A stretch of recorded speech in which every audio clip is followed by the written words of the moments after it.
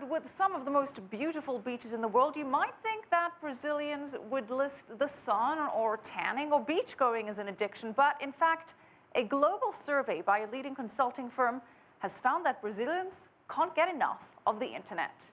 CCTV's Cabral explains. Mike Prado is the co-host of a popular late-night talk radio show in Brazil. But the microphone is not the only thing that links this 22-year-old with the public. Like others his age, he goes nowhere without his smartphone, not even when he's on the air.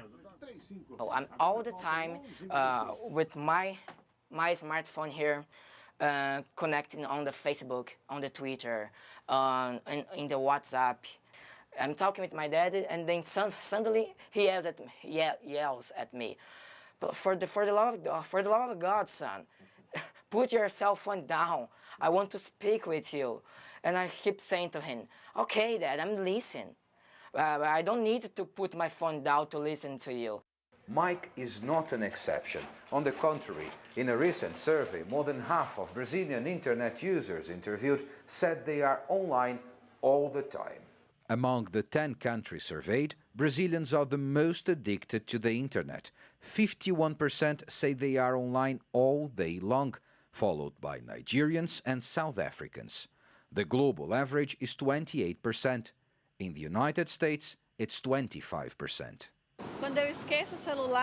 When I forget to bring my cell phone, I almost feel like I have forgotten to put my shoes on. If I'm still nearby, I go back home to get my phone.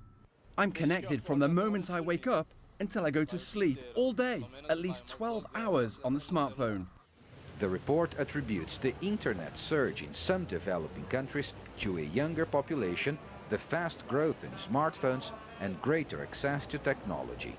If we look at the younger generations, they do base their decisions on what's happening within their network. So they check Facebook, they check LinkedIn, they check Twitter. So what's happening in these networks is actually one of the topics that most influence their business decision. It does create an opportunity, obviously, if you're well positioned in this environment, but it also creates challenges for the companies because this is not the way they're used to operate. All signs in Brazil point to more connectivity as companies prepare to make the most of this cultural trend. Cabral, CCTV, Sao Paulo.